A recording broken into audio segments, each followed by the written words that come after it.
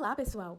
Eu, Eliane Cavalcante e Maria Eduarda de Araújo, viemos através deste vídeo trazer a devolutiva do texto Educação Contextualizada para a Convivência com o Semiárido no Sistema de Ensino do município de Irauçuba, Ceará, das autoras Jaqueline Negreiros e Adriana Campani. Para iniciar, gostaríamos de destacar que o semiárido brasileiro é uma região rica em cultura, saberes e forma de convivência. Mas, historicamente, a escola muitas vezes ignora esse contexto. O artigo que apresentaremos discute como os professores de Irauçuba compreendem e aplicam a educação contextualizada em suas práticas. Então, para iniciar, gostaríamos de perguntar: o que é a educação contextualizada? Bom, a educação contextualizada é uma abordagem que conecta o conteúdo escolar com as experiências do dia a dia do estudante. Ela valoriza sua cultura, sua comunidade e o cotidiano. Reconhece que ensinar precisa ter relação com o mundo real onde ele vive. Ainda, o escrito das autoras traz que a educação contextualizada é a descolonização dos saberes que foram impostos pela cultura europeia dominante para a construção de um currículo descolonizado por um contextualizado.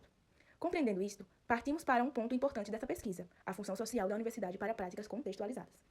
A universidade e a educação contextualizada, o texto traz alguns autores para explicar sobre a sua função social. Historicamente, especialmente no século XIX, a universidade era vista como um espaço de elite. Seu papel principal era produzir conhecimento científico de alta cultura, formar lideranças intelectuais e manter um alto prestígio social. Esse modelo era bem distante da realidade das pessoas comuns e de outras instituições sociais. A universidade funcionava como um mundo à parte. Porém, a partir dos anos 1960, ela entra em crise, porque a sociedade muda e começa a exigir novas funções da universidade. Segundo Boaventura de Santos, essa crise aparece porque a universidade fica dividida entre duas funções contraditórias. Primeira, produzir conhecimento científico e humanístico, voltado para formar elites pensadoras. Segundo, atender a demandas capitalistas, formando mão de obra técnica e produzindo conhecimento útil ao mercado. Essa contradição gera o que Santos chama de crise de hegemonia. A universidade deixa de ser a única detentora e produtora de conhecimento legítimo. A sociedade passa a questionar esse monopólio. Além disso, a universidade tem dificuldade de atender às necessidades de grupos cada vez mais diversos.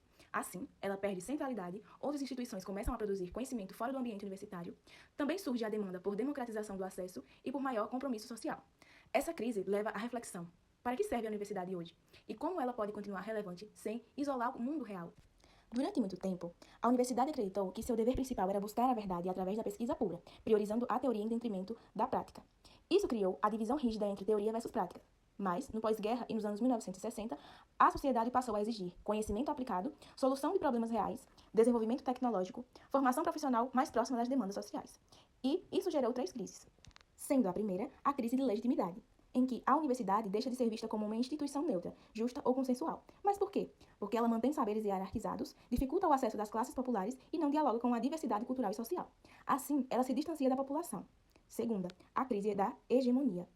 O conhecimento científico perde o posto de conhecimento único superior. Outros saberes, populares, tradicionais, indígenas, comunitários, passam a ser valorizados. A universidade já não é a única fonte de produção de conhecimento significativo. Terceiro, crise institucional. Acontece devido à falta de investimentos públicos, à descapitalização e à perda de prioridades nas políticas governamentais. E é aí que vem Boaventura de Souza Santos. Então, Boaventura propõe o conceito de conhecimento pluriversitário, no qual é um conhecimento contextualizado, produzido fora dos muros da universidade, construído em cooperação entre universidade e comunidade e com um diálogo entre diferentes tipos de saberes. Ele propõe também a ecologia dos saberes, que significa superar a ideia de que só o saber científico é válido. Também promover o diálogo entre saberes acadêmicos e saberes populares, reconhecer que conhecimento é uma troca, não uma imposição, e fazer uma extensão ao contrário, onde o conhecimento vem da comunidade para a universidade. Ou seja, a universidade precisa abrir-se ao real, dialogar com a sociedade e permitir que outros saberes ajudem a construir conhecimento. Então, a partir das ideias de Santos, o artigo aborda como a universidade pode contribuir para uma educação contextualizada. A educação contextualizada considera o contexto de vida dos alunos, valoriza os saberes locais e a cultura, como falei anteriormente. Também entende que o semiárido tem potencialidades e não apenas dificuldades. Rompe com a visão eurocêntrica, que foi historicamente imposta ao currículo escolar.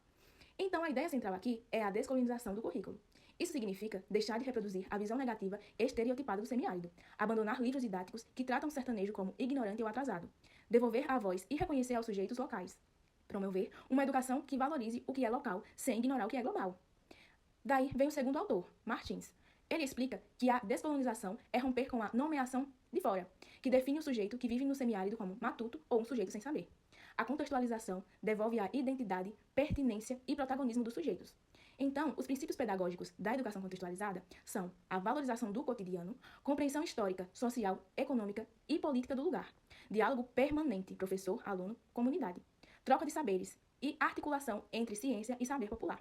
Esses princípios são totalmente ligados ao conhecimento pluriversitário que Santos defende.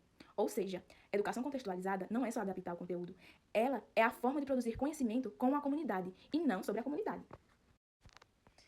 Após essa fundamentação teórica que as autoras trazem no estudo para compreendermos o papel da universidade, partimos agora para a pesquisa que Negreiros e Campani fizeram.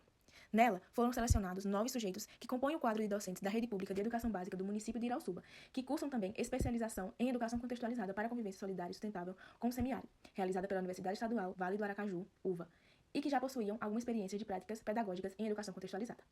Durante a pesquisa, ficou evidente que a maioria dos professores entende a educação contextualizada como uma forma de detectar o conteúdo escolar com a realidade do aluno, seja a cultura local, o clima, o território, a economia ou o cotidiano da comunidade. Eles reconhecem que essa abordagem torna o aprendizado mais relevante e importante para os estudantes.